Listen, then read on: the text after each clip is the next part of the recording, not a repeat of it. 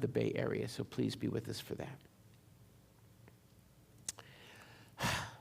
Life has a way of reminding things of things long forgotten, and also those lessons that the experience has taught.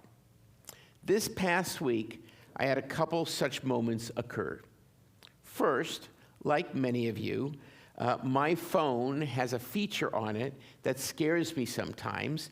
It pulls up pictures from my photo library and groups it together and shows them to me.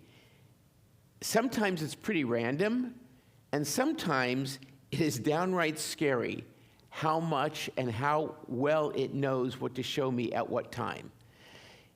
Frightening. Over the weekend, some photos popped up for me with the label, "Your Outdoor Adventures." I saw pictures of mountains and oceans, flowers and hikes, but I also saw a few pictures from some 20 years ago that I had scanned and saved into my photo library. They were of a trip that Leslie and I had taken to South America, to the Amazon. Now that was the first random event. Okay, that was over the weekend. On Monday, the second event occurred. I was catching up on some laundry, and with our offices closed and it raining so hard, I wasn't going to go anywhere, so I had a few hours free. So I turned on my TV and I decided to watch a movie. And you know how the streaming services have these sections labeled movies we think you'll like, right?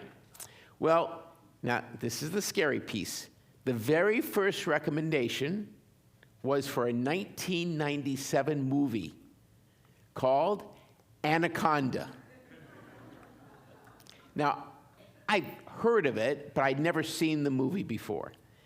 And given the fact that I'd just seen pictures from the Amazon, I was a bit skeptical about how much Big Brother was watching me, or at least AI, I don't know. But I was intrigued, and so I hit play.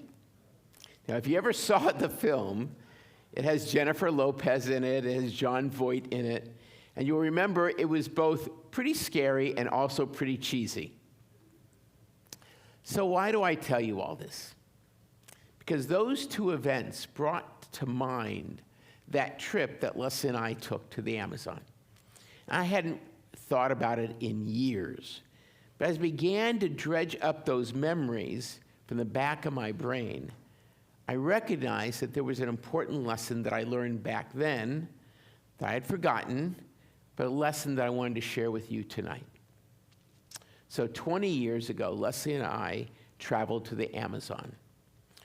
To be honest, I was a bit trepidatious. Perhaps it was the Discovery Channel show that I once viewed about how some fish in the Amazon live 3 months of the year in the trees of the jungle.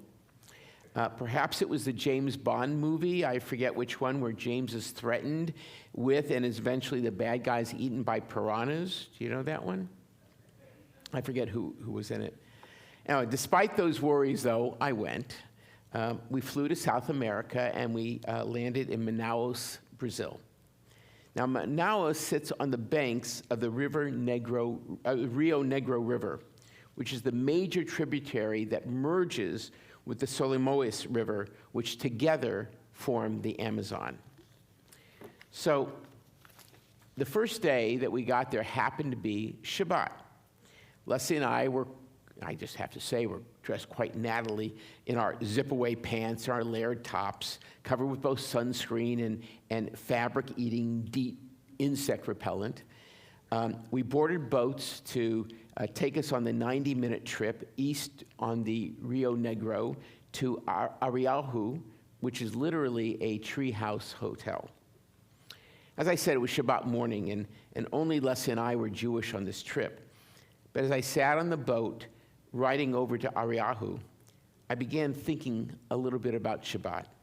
For Shabbat is a day to be part of nature, not to control it, not to change it, rather to coexist in harmony, to appreciate the world that God has created. And here we were, in the very midst of amazing nature. The dark, almost black water of the Rio Negro splashing about our boat, the dense jungle creeping to the very edges of this incredibly vast waterway. Shabbat is a time to meet nature. As the Torah teaches us, nature is a part of this world. It preceded us, and I have no doubts it will survive us. We're to show respect for every aspect of nature. No wonder then our prayer book instructs us each morning to recite a bracha. The blessing, the words that we say are Ma Rabu Ma'asaka Adonai Kulam B'Chokhma Asita Mal'a Ha'aretz Kinyanecha. How great are your works, O God, in wisdom you have made them all. The earth is filled with your creative glory. It was with that frame of mind, thinking about Shabbat and thinking about nature and thinking about how we praise the beauty within nature each and every day, that we found ourselves in the Amazon and in the jungle to revel in that glory on Shabbat. In describing God's holiness, the old blue Gates of Prayer, I don't know if anybody remembers that prayer book, says, a time can come to us when our hearts are filled with awe. Suddenly the noise of life will be stilled as our eyes open to a world just beyond the borders of our mind.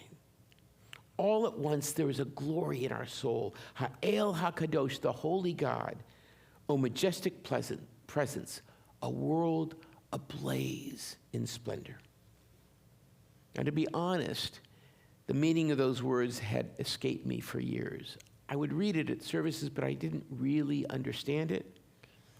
I felt I never could muster the same emotional intensity as the prayer's author. That is, until I went to the Amazon.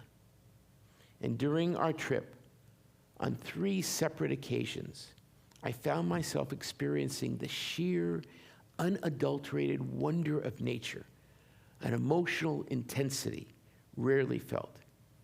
In each instance, after the awe of the moment passed, I was left with the sense of having been touched by God. Now, within an hour or so of landing at the Arahu tree houses, we moved to a much smaller boat and taking a river-eyed excursion along the Rio Negro. It was here that we learned that this particular region of the Amazon had virtually no mosquitoes. None. It seemed like the water of the Rio Negro is so acidic, about a 3.5 pH, that mosquitoes can't breathe in the water. So much for our DEET insect repellent. Anyhow, as we were riding along, our guide cut the engine and permitted the boat to glide silently along the river.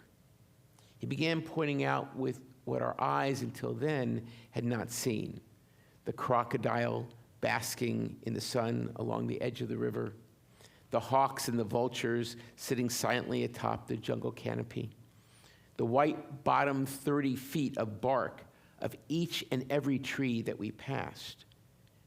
White because in just a few weeks, the river banks would be 30 feet higher with the trees underwater as the river rose due to the rainy season.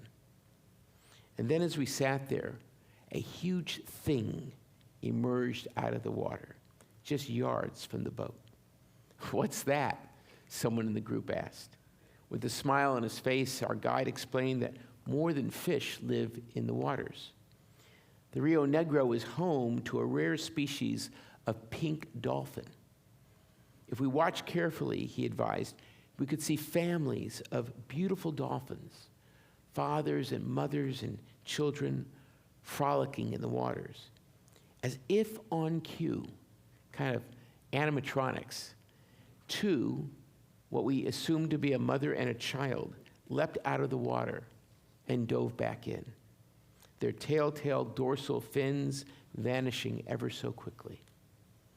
In the bright sun of that Brazilian Shabbat afternoon, one thought came to this very geeky rabbi. Quietly, I said to myself, Ma Rabu Ma'asecha Adonai, how great are your works, O God. Silently, and with a strange sense of reverence, I sat staring into the beauty of an Amazon river. The next morning, we woke up to the sounds of the jungle. Frogs, birds, all types of animal cries. As we walked along the 40-foot walkways between the tree houses, a group of folks was crowded around something. We edged closer to see what was going on. We saw two spider monkeys, what we assumed to be a mother and a child, sitting in the middle of the path. Suddenly, the baby jumped down and climbed onto the side railing. He or she, I wasn't sure which, walked along the 2-inch railing, then leapt onto the shoulders of one of the group. The woman had just taken a bottle out to take a drink of water, and the monkey reached for the bottle so that she might drink it as well. Carefully, the woman gave her the bottle, and we watched in wonder as this very human-like creature took this drink. Suddenly, I felt a tug on my camera strap. I turned around to see Mama Monkey trying to take my camera. Gently, I pulled it back toward me. I reached out, and her tail grabbed my hand. I stopped. She stopped. I felt her tail. It was coiled with muscles and covered with soft fur, but underneath side had the feel of rough leather. She looked at me, and I looked at her. And then she reached over and she slapped my hand to let go of the tail. She screeched. Her child jumped down onto her back, and the two of them, mama carrying child, scurried off to another adventure. For a second time, the words of the morning prayer came back to me.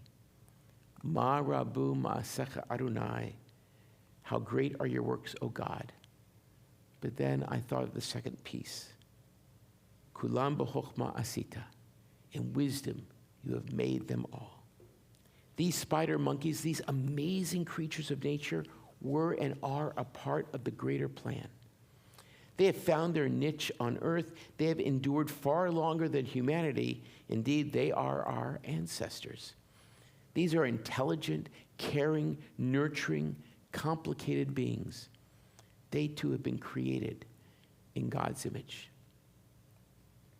At the end of our trip, we traveled west along the river about 4 hours, past Manaus, to where the Rio Negro and the Solomones River meet. Now, every tour book you read talks about this spot. It's called the Meeting of the Waters, and it is described as one of the great wonders of nature. Because the two rivers have different complexions. The Rio Negro is black-colored, acidic, warm, and slow-moving, and the Solomias has a natural pH, is light tan in color, cold, and fast-flowing. The waters don't mix. For about 3 miles, the waters flow side by side, black next to brown, but never mixing. Eventually they do, and they merge into the single river, into the great Amazon. By nature, I'm a skeptic. It couldn't be that exciting to watch water flow. After all, it's just water. But then I saw it. And I'll tell you, dozens of pictures later, and I was just in awe of the sight. So we stood there on the deck of the boat and watched these two mighty rivers merge and swirl together, black against brown, brown against black. The full text of the prayer of the morning service came to me. Ma Rabu Ma'asecha Adonai, how great are your works, O God. Kulam b'chokhmah asita, in wisdom you have made them all. And it concludes with Mal'ah ha'aretz kinyanecha. The earth is filled with your creative glory. Now, I had been privileged to see, ever so briefly, one of the most beautiful sights of nature. As our boat turned around, I found myself straining to absorb every last image I could of this two-toned river, God's creation. Now, I remember that when I got home, I was anxious to share those pictures with friends and family, to let them experience these God-inspired moments. As I scrolled through the pictures to show them to friends and family, I was sorely disappointed. Nothing did justice to what I had experienced during my trip. In reflection now, some 2 decades later, I understood a special lesson, that it's how it should be. A moment of transcendence, a time of communing with God, whatever we understand God to be, is not something to be captured in a digital image. It's merely a moment, one hopefully each of us will experience. A time when, to quote the prayer book, our hearts are filled with awe, and suddenly the noise of life is stilled as our eyes open to a world just beyond the border of our minds. All at once, there's a glory in our souls, a world ablaze in splendor. When we have the good fortune, whether it is in the Amazon or the Antarctica or the Great Wall of China or even our backyard, to experience the full nature of humanity and the world, its beauty and its awe, let us always remember that line from the morning prayer book, morning prayers. Ma rabu ma'asecha Adonai, kulam b'chochma asita, mal'ah ha'aretz kinyanecha. How great are your works, O God. In wisdom you have made them all. The earth is filled with your creative glory. May that be our gift on this Shabbat. And I challenge you, tomorrow, it's going to be a gorgeous day. Find a moment and be enriched by nature. Shabbat Shalom. I'm going to